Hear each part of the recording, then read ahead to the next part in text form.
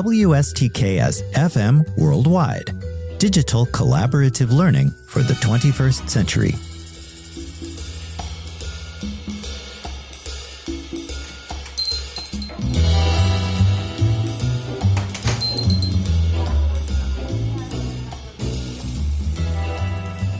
Welcome back to the Collaborative Café Summer 2025 edition, a podcast series to help college and university instructors cultivate key 21st century skills in their students, regardless of course focus or modality. Hello again, everyone. I'm Stokes Schwartz, a professor in the Center for Integrative Studies in the Arts and Humanities at Michigan State University. Today, let's look at a topic that underpins all successful collaborative endeavors: psychological safety. Think of that highly interested and engaged student in maybe your Renaissance literature course, for example, who nevertheless hesitates to share a nuanced interpretation of a Shakespearean sonnet, fearing that they'll sound wrong. Or maybe the philosophy student holding back a controversial ethical observation, fearing judgment instead of constructive dialogue. We've all noticed students brimming with potential, yet constrained by the fear of vulnerability. It's not just about comfort, but about cultivating an environment where intellectual risk-taking, dissenting opinions, and even productive failure are actively encouraged within a collaborative context. The absence of psychological safety stifles critical thinking, prevents genuine problem solving, and diminishes rich collaborative learning, especially in the humanities, where subjective interpretation is paramount. But, as Harvard Business School professor Amy C. Edmondson's research on psychological safety demonstrates, when individuals feel safe enough to speak up, ask questions, and even make mistakes, teams of students tend to perform better, innovate more, and learn faster. With that goal in mind, today we'll explore 3 concrete ways you can cultivate psychological safety in your collaborative college and university classrooms. Stick around.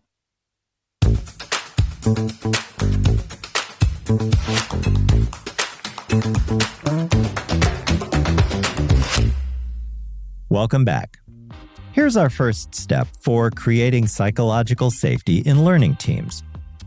Create initial, low-pressure opportunities for students to share their ideas without fear of judgment. That directly addresses the interpersonal risk that Amy Edmondson highlights, the fear of being seen as ignorant, incompetent, or intrusive. Here's how it works in practice. For a history course working on a project about historical interpretations of a particular event, for example, instead of immediately diving into team discussion, introduce a low-stakes think aloud activity. Using a tool like Flip, formerly known as Flipgrid, student learning team members can record short, asynchronous video reflections, say 2 or 3 minutes each, where they simply talk through their initial impressions, questions, or even their confusion about a primary source or a critical essay related to their project. The key here is the think aloud aspect. They're encouraged to vocalize their thought process, uncertainties, and their developing ideas. When team members record individually within their team's private Flip, they speak only to immediate team members, significantly reducing the interpersonal risk of exposing incomplete thoughts. The asynchronous nature of the activity allows re-recording and processing without immediate pressure. Significantly, these aren't graded for accuracy, but for participation in the think aloud process, lowering the stakes of speaking up, a core component of psychological safety. Team members respond with affirming video or text comments, building on ideas and fostering trust, as they see peers grappling with similar uncertainties, normalizing the iterative nature of intellectual inquiry. The activity also fosters critical thinking by prompting initial articulation, preparing team members for more robust future discussions.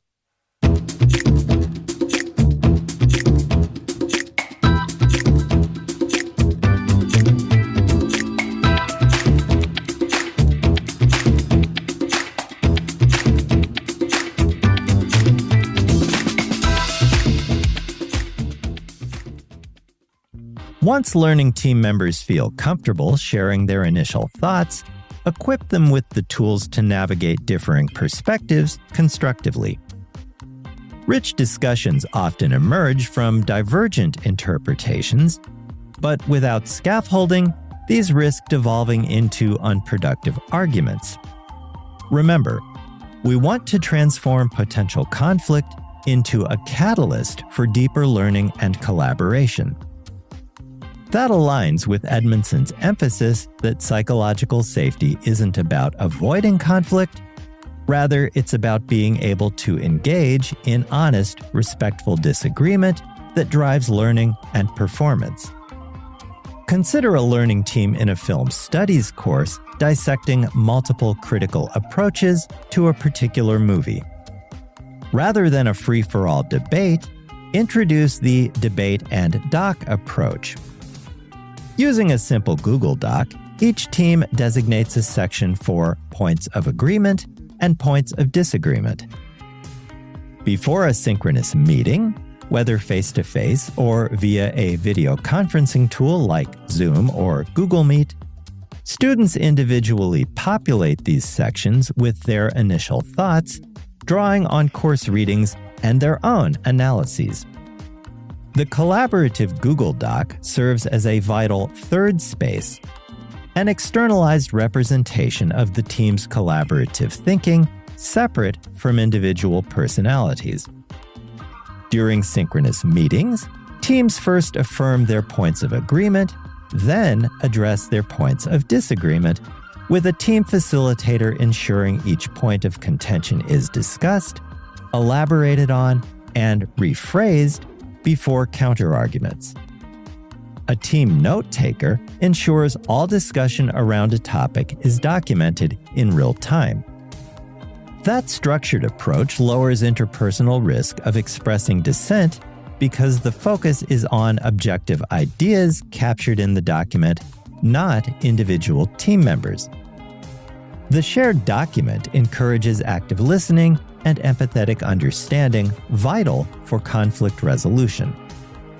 Critical thinking comes into play since team members must, in addition, articulate and defend their positions, building psychological safety by demonstrating that respectful disagreement is a part of the collaborative thought process.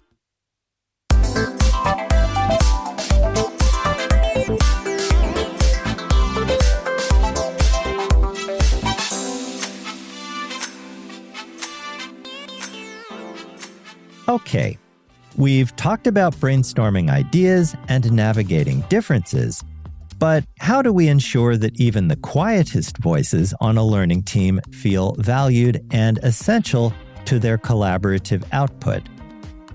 Psychological safety blossoms when every member's unique contribution, however small it might seem at first, is explicitly acknowledged and integrated into the team's final product.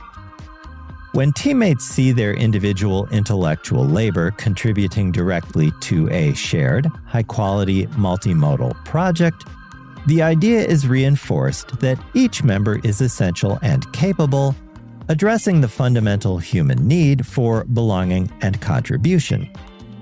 Imagine a team in a humanities course preparing a final presentation or digital exhibition on, say, the representation of cultural movements through art. Instead of simply dividing up sections, introduce the curated contribution showcase. For their final multimodal project, which could be a collaborative presentation in Google Slides or Canva, a digital exhibition using Wakelet or Padlet, or even a collaborative video essay produced in Canva Video Editor, each team member must explicitly curate one specific insight, argument, or artifact that they personally bring to the team, putting their unique intellectual fingerprint on the collaborative work. Before final submission, students use a shared online space like a Google Slides section or a Wakelet tile to individually showcase their curated contribution, explaining how their specific idea, research, or insight played a crucial role in the team's project. That public acknowledgement of individual intellectual contribution validates each team member's efforts and reinforces their value, directly combating the fear of being seen as irrelevant, ensuring that quieter voices are heard and everyone on the team feels ownership.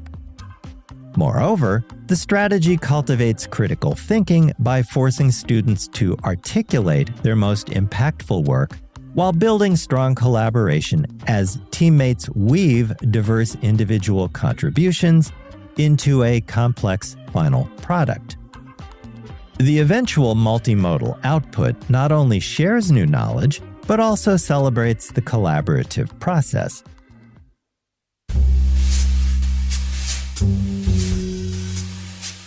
WSTKS-FM Worldwide. Digital collaborative learning for the 21st century. If you find this podcast helpful, be sure to hit like, share, and subscribe.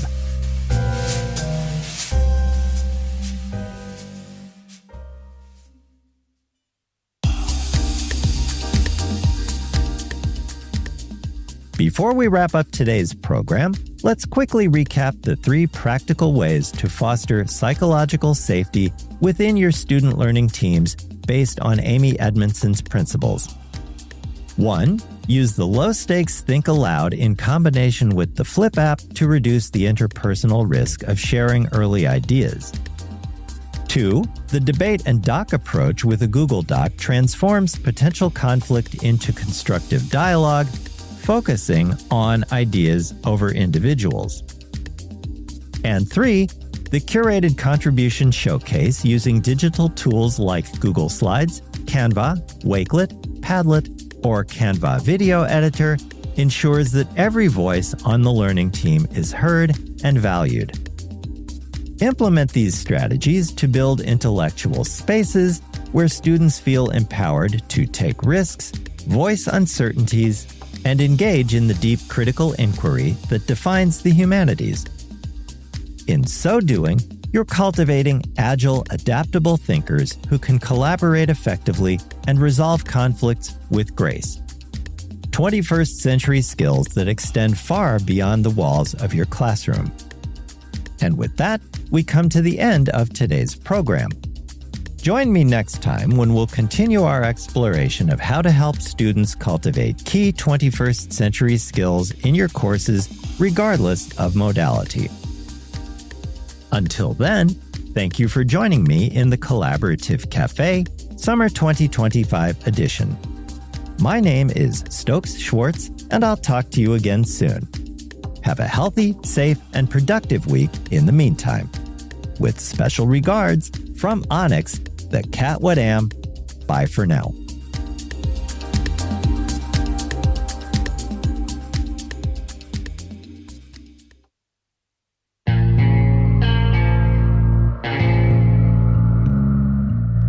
You've just heard a podcast from WSTKS-FM Worldwide. Digital collaborative learning for the 21st century.